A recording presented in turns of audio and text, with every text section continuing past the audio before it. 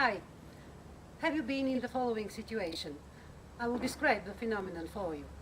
A big family meeting in honor of the birthday of a grandfather, for example, and almost everybody gets there, the oldest members of the family, grandfather, grandmother, all the aunts and uncles and many cousins.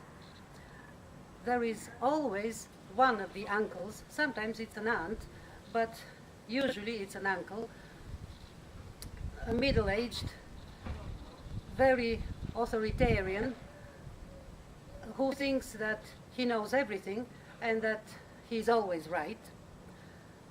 And the rest of the family cannot remonstrate with him because they have been taught that, well, you don't spoil a family meeting, you don't quarrel with a member of the family.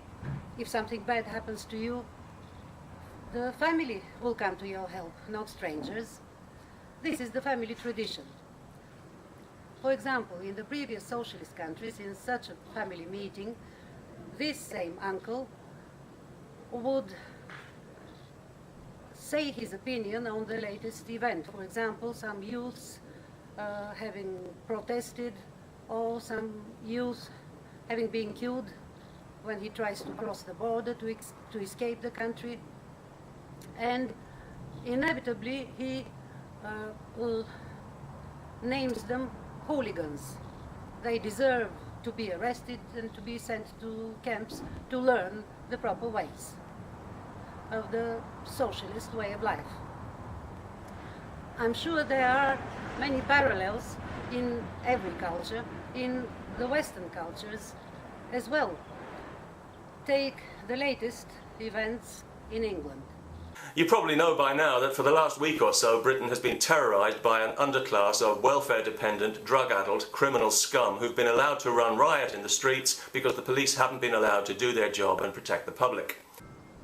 Such an uncle, I have to stress, does say sometimes right things, but they are interspersed with his insular, superficial, conservative, shallow and reactionary and sometimes downright hateful opinion.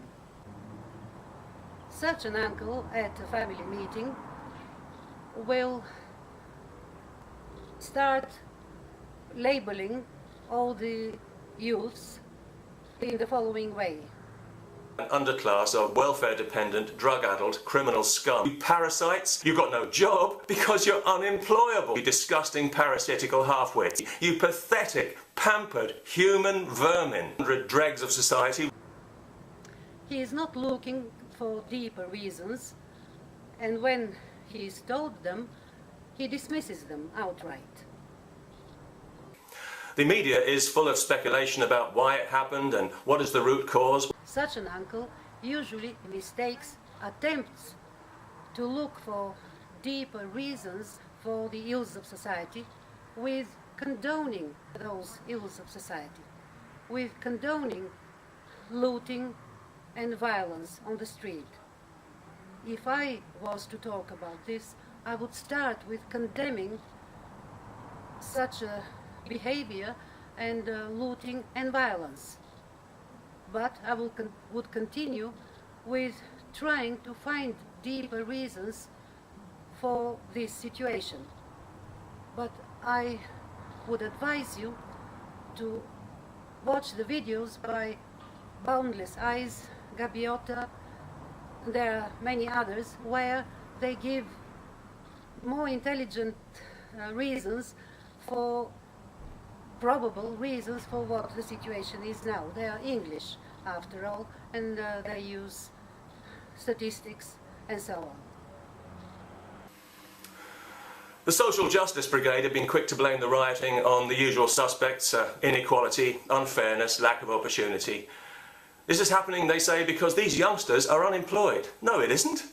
What is his explanation for the problem? because you're inadequate. You've got no backbone, no morals, no knowledge, no intelligence, and you can't be trusted. You're like rats who shit in their own nest, and you'll never make anything of yourselves because there's nothing there to begin with. And for that, you can blame your stupid, ignorant parents, not your lack of opportunity.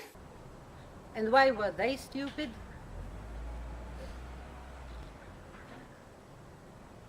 Next, he will call them evil. Equal opportunity. To me, that is the way.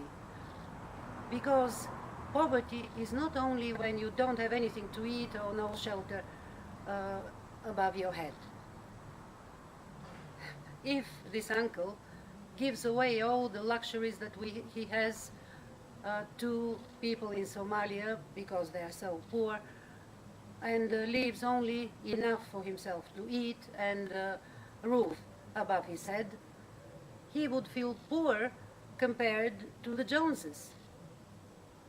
So poverty is not only when you're starving. It depends on the material conditions around you. It depends on the rest of society. That is why everybody should have equal opportunity. Not all those youths are dumb and stupid. What is his solution?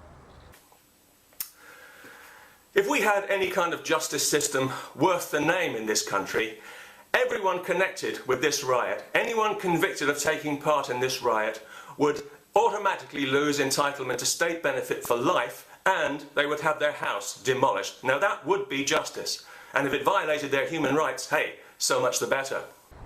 He doesn't stop to think that this will create even more criminality and homeless dregs of society. At the end of the family meeting, we usually go away with a bitter taste in our mouths, thinking, well, he's ineffective. This is just his conservative and hateful opinion. Is that true?